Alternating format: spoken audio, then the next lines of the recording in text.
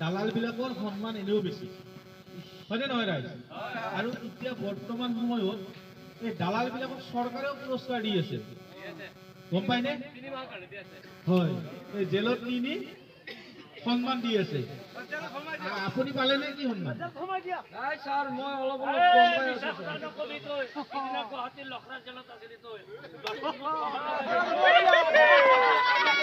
আছো আপনি উল্টা উল্টা খালি লেখা লাগাই কি হয়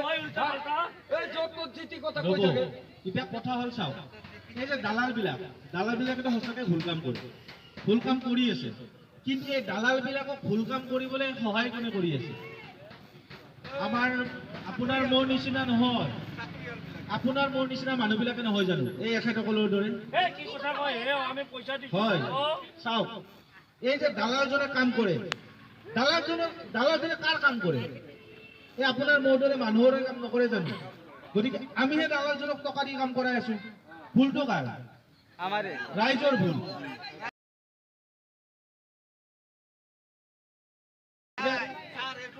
ৰ'ব কৈ আছো কথাখিনি কৈ আছো হয় কৈ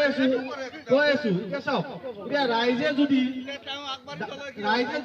দালালক টকা দি কাম নকৰায় তেতিয়াহ'লে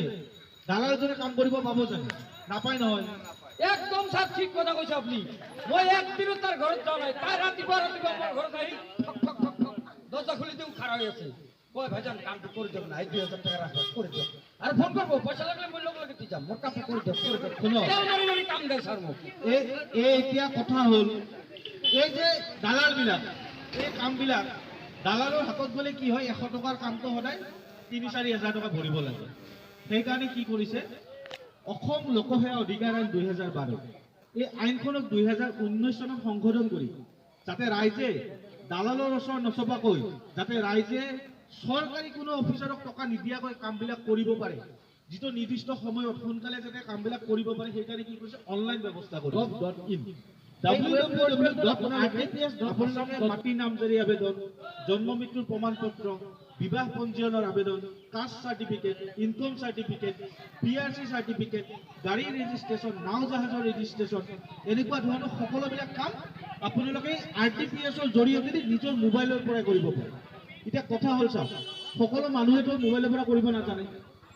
সকলো জনাবিলাকে জানে কিন্তু সকলোবোৰ মানুহে মোবাইলৰ পৰা কৰিব নাজানে তাৰ কাৰণে কি কৰিছে চৰকাৰে PFC চেণ্টাৰ দিছে আপোনালোকৰ ব্লকত PFC চেণ্টাৰ আছে য'ত গ'লে আপোনালোকে এই কামবোৰ কৰাৰ বিনিময়ত যিখিনি চৰকাৰক নিম্নতম মূল্য এটা দিব লাগে যি কামৰ কাৰণে আজি লাইচেন্স এখনৰ কথাই কওক লাইচেন্স এখন দালালক বনাব দিলে কিমান টকা লয় 6,000-7,000 আপোনালোকে জানেনে চৰকাৰে কেই টকা পায় তাৰ পৰা 458 টকা মাত্ৰ চৰকাৰক দিব লাগে মানে আপুনি যদি নিজে লাইসেন্সখন বনায় 458 টকাত লাইসেন্সখন বনায় কিন্তু এই যে 6,000 টকা লয় সেই টকাখিনি কোনে খায় দালালে খায় তাৰ ভাগ অফিচাৰেও পায় কিন্তু এইবিলাক যাতে নাইকিয়া কৰিব পাৰি তাৰ কাৰণে এই RTPS-ৰ জৰিয়তে যদি আপোনালোকে যে লাইসেন্স এখনে অনলাইনত এপ্লাই কৰে 15 পৰা 20 দিনৰ ভিতৰত আপোনাৰ ঘৰত আহি লাইসেন্সখন পাব গতিকে চাওক ৰাইজসকল আপোনালোকে এটাই কথা যে সজাগ হ'ব লাগে আমি এই চৰকাৰে আইন কানুনবিলাক বনায় কিন্তু আমাক মানুহবিলাক সজাগ নোহোৱাৰ কাৰণে কি হয় এই দালাল শ্ৰেণীটোৱে মানে আমাক ঠগি আছে গতিকে বৰ্তমান চৰকাৰখনে কি কৰিছে যাতে দালালে মানুহবিলাকক ঠগিব নোৱাৰে যাতে চৰকাৰী অফিচাৰেও কাকো হাৰাশাস্তি দি কাম কৰাব নোৱাৰে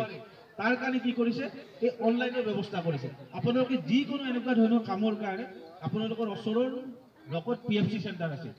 দৰঙত 9টা PFC চেণ্টাৰ আছে আপোনালোকে যিকোনো এটা PFC চেণ্টাৰৰ পৰাই এইবিলাক কাম কৰিব পাৰিব কাষ্ট চাৰ্টিফিকেট PRC আজিকালি কলেজত এডমিশ্যন লোৱাৰ কাৰণে PRC চাৰ্টিফিকেট লাগে PRC চাৰ্টিফিকেট উলিয়াব যাওঁতে বহুত দৌৰিব লগা হয় কিন্তু যেতিয়া আপোনালোকে অনলাইনত কৰিব তেতিয়াহ'লে আপুনি দৌৰিব নালাগে গতিকে চাওক ৰাইজসকল আমি যিকোনো চৰকাৰী কামৰ কাৰণে